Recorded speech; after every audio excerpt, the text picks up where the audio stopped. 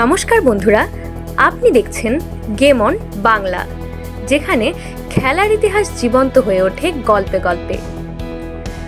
আজকে আমরা কথা বলবো এমন একটি দিনের কথা, যেদিন ভারতীয় ক্রিকেট তার আসল পরিচয় খুঁজে পেল। 1983 সালের বিশ্বকাপ ফাইনালের সেই রোমাঞ্চকর জয়ের গল্প, যার পিছনে আছে ত্যাগ, বিশ্বাস আর অকল্পনীয় লড়াই। তাহলে চলুন শুরু করা যাক আজকের রোমাঞ্চকর কাহিনী।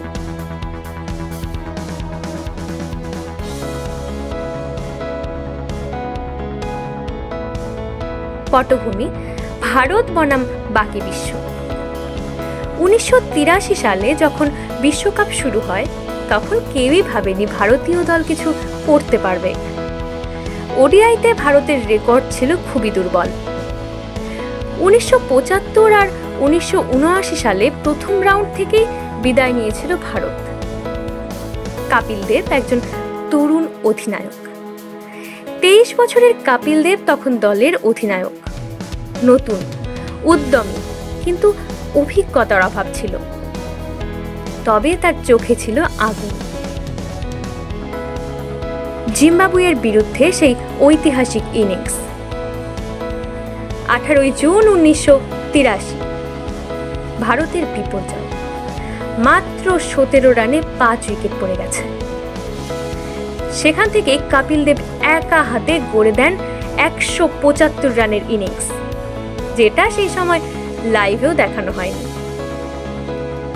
এই ইনিংস হয়তো ভারতের ক্রিকেট ইতিহাসের সবথেকে গুরুত্বপূর্ণ ইনিংস।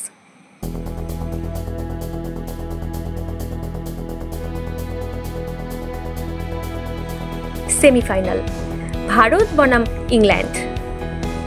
ইংল্যান্ডকে 6 রানে হারিয়ে ফেলে ফাইনালে পৌঁছে যায় ভারত। সবাই চমকে গিয়েছিল, কিন্তু সামনে ছিল তখনকার অজেয় দল ওয়েস্ট ইন্ডিজ।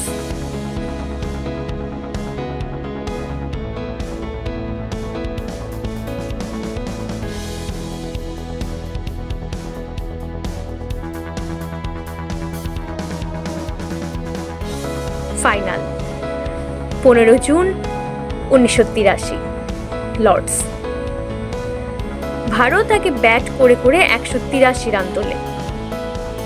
মনে হয়েছিল রান খুব কম, কিন্তু ভারতীয় বোলাররা, বিশেষ করে মদন লাল, বলবিন্দর সিং সান্ধু এবং মহিন্দর অমরনাথ অসাধারণ বল করলেন।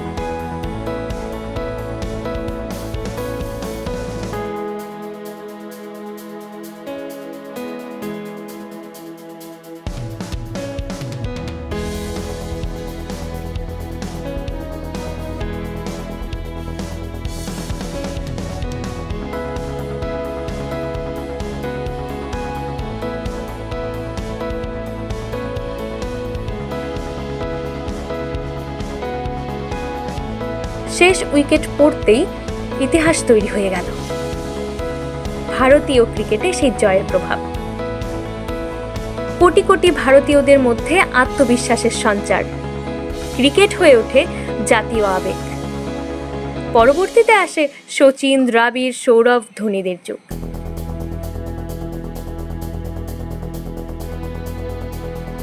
সেই দলের খেলোয়াড়দের অবদান।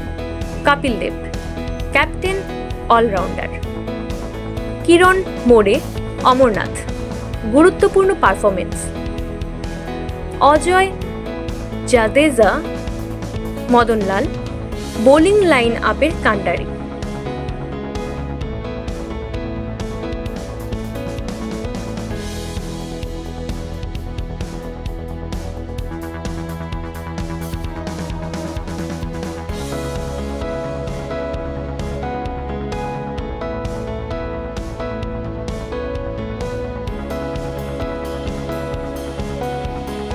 বন্ধুরা, 1983 সালের সেই জয় কেবল একটা ম্যাচ ছিল না, এটা ছিল ভারতীয় আত্মপরিচয়ের জাগরণ। এইরকমই আরো আকর্ষণীয় ও অনুপ্রেরণামূলক স্পোর্টস গল্প পেতে আমাদের চ্যানেল গেম অন বাংলাকে সাবস্ক্রাইব করতে ভুলবেন না। ভিডিওটি ভালো লাগলে লাইক করুন, শেয়ার করুন বন্ধুদের সঙ্গে, আর কমেন্ট করে জানাবেন আপনি কবে প্রথম 1983 সালের সেই কাহিনী শুনেছিলেন? সাবস্ক্রাইব করুন আর আমাদের সাথে খেলার ইতিহাসে হারিয়ে যান। গেম অন বাংলা, খেলার গল্প বাংলায়।